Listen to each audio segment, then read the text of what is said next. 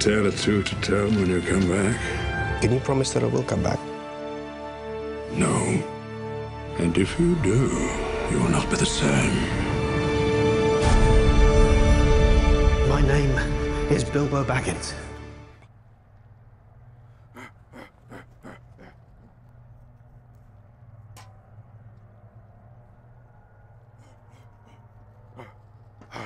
Sorry about that. I was hunting me some orcs. But I can wait till later. Now we are about to review Peter Jackson's version of J.R.R. Tolkien's The Hobbit. Over the misty mountains cold, to dungeons deep and caverns old, the pines were roaring on the height, the winds were moaning in the night, the fire was red, it flaming spread. We are filming outside today to make it authentic, because that's the way I like it. Now the story starts off in Iron Hills, where the dwarves have their home stolen by a dragon named Smaug. But later they decided to make a company to take back their home, led by Thorin Oakenshield. I cannot guarantee his safety, Understood. nor will I be responsible for his fate. But they needed a greater help, so they asked Gandalf the Grey to assist them.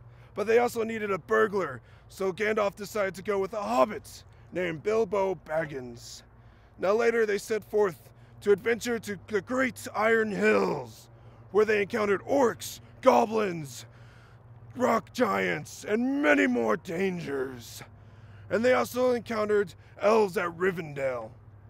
And then the story is divided into 3 parts, so they only ended up where Thorin Oakenshield bravely fought the albino orc who slayed his father.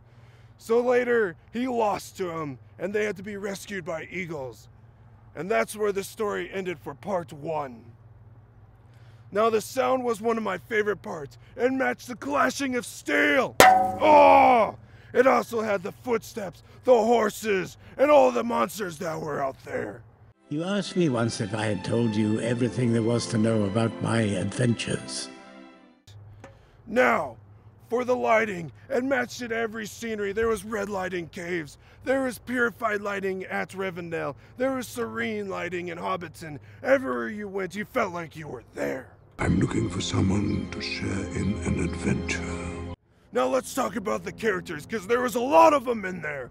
There was about 12 dwarves, which is a lot to keep up with. It was hard to follow, but it was also like that in the book.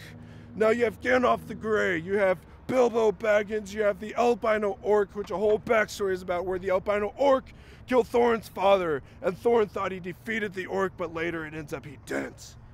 Now you have also Radagast the Brown, the council which consists of Galadriel and Saruman the White. You also have many goblins, the Goblin King, the elves, Elrond. There was a whole variety of characters, but for their acting skills, they all did an amazing job. You felt like they were actually in the story. There was no bad acting, I felt like. So the acting was absolutely superb. Now let's give it a score. For the score, if you were to compare it to the book, was really pathetic. I gave that a 7 out of 10. But since we're not comparing to the book, we're just talking about the film. I decided to give it a 9 out of 10. It's worth watching. It has great mise-en-scene. The sound was absolutely superb. The acting was amazing. Everything about the film was just amazing. Now, if you excuse me, I have some orcs to hunt.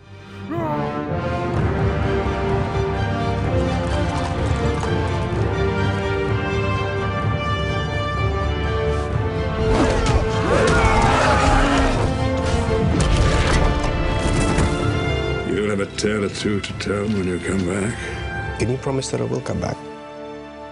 No. And if you do, you will not be the same. My name is Bilbo Baggins. Bagginses. What is a Bagginses?